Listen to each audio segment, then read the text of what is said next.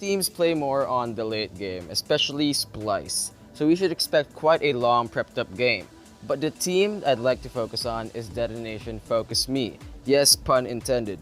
The representatives for the Japanese region. This is their second straight year in representing Japan, and last year they were this close to making it out of the play-in stage. Now they have returned to the world stage, hungry for more, but they're in quite a tough group with Ceros Gaming, who are expected to be a great team, and EU's teamfight-oriented Splyce.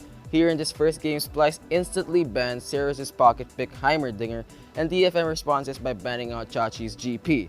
And as we look at the picks, DFM has taken the Nocturne for the mid lane, and oh my god, we are in for a treat. We should expect DFM to fight early with these early game champs Lucian, Echo, and of course this Nocturne mid, but also have their fair team fighting comp with the Mega Gnar. Splyce, as we expected, will opt for the team fighting comp with the massive Rakan, Hecarim, and Kennen engages, as well as the backline damage of Xayah and Ryze. That is it for the breakdown. Let us get into the game of Splyce versus DFM. So they're flexing Echo, probably. Yes. Unless they really wanted to go Okay, spicy. so I know mid. the LJL likes the fact that Vedius always praises Japan. Damage potential coming out from DetonatioN FocusMe will be devastating. It's Nocturne mid. It's Nocturne mid. They have 2 Get seconds to swap Vedius on back. here. Get Vedius on here. They're doing it! Nocturne mid. I wonder if it's something about like first week of playing and not wanting to get all in. Speaking of which, this is really good gank timing from Xerxes. Hook onto Nocturne though, he's almost dead. Heals up with the Guardian gang, gonna take a lot of damage here. Doesn't have the flash, he's down. First blood to Splyce. Oh, such a good bait by Splyce. When we get towards level 6 here for DFM though, that's where they can really start to make plays. Evie gonna try and jump away. The stun, almost gonna connect it from Chachi. Flashes forward, there's the stun, and Evie locked up underneath this tower. Xerxes will cull him. Another kill across the Splyce. Evie is not as dominant in lane as he was against some of his LJL counterparts. They might be trying to get the kill onto Hecarim here. Parallel convergence. He might be able to solo kill him, actually. I think he just gets him. The smite Good comes smite. down. One more auto should be enough. Xerxes just about able to survive, and here comes the paranoia! And Ceros jumps underneath the tower. The damage coming back from him. Splyce is not enough. The hook's still going to land onto Nocturne, who has to flash away. Here's Humanoid from the backside of the fight. Ceros rooted up, locked down, and the kill comes in for Kabi. Unipod unable to join his team, and Humanoid can still chase. Realm Warp forward. Splyce going to take it. 2 men never strong. The play from Gang trying to push him away, and here comes Unipod, but the knockup's not quite going to connect. Gang goes down. Humanoid still trailing. Unipod flashing forward. The damage from Splyce is huge here, and Unipod has to run away. Kabi landing the feathers one after one after one, and the blade caller rips them back through Unipod.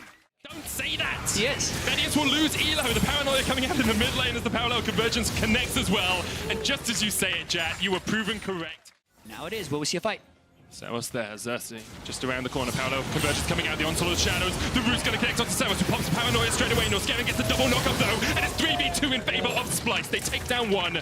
The jump back from Steel with the chrono bake will get him to safety, but Splyce Closer to a 3,000 gold lead, which is actually quite large at this point in the game. But here comes that Nocturne. Paranoia. Nocturne's coming to get you as he jumps in. Ceros taken low though, trying to get on towards the backline. Kabi with the Featherstorm was able to survive. Ceros so low, the blade caller will rip back through him. And here comes the onslaught of shadow. Steel has to flash away. Meanwhile, in the bottom lane, the box came down, but Gang has fallen. The damage coming out from Chachi is humongous. Let's go down towards bot. Unipon able to get taken down there by Humanoid as well. And Splyce find 3 kills and don't lose a man. Some of the LCK teams who've added a little bit of skirmishing into their style, but they can also look for fights like this. Now, meanwhile, in the mid lane, Kabi just on a rampage. The hook wasn't enough.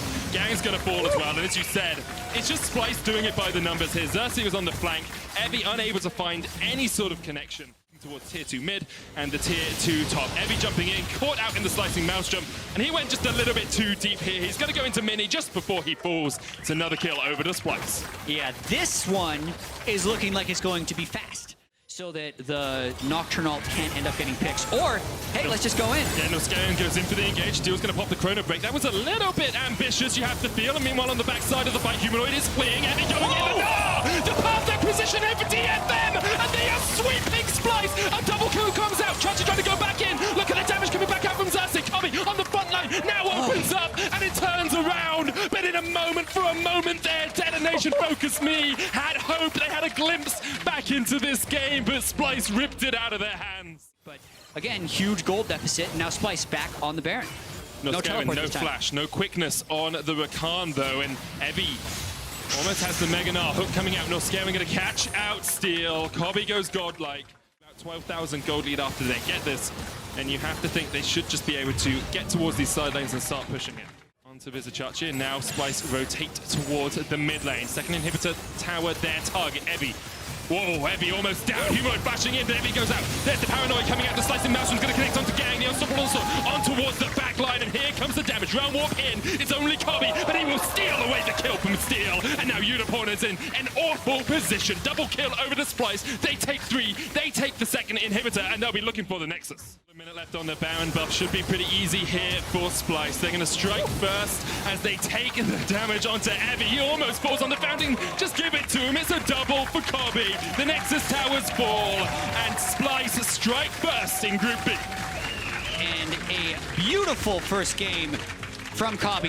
11-0-5, 30 more CS than his opponent. To be fair, if you're like this really strong person and these other people just keep throwing themselves at you, I don't know if that's ever happened to you as a very strong person. No one's throwing themselves at me, Joe. But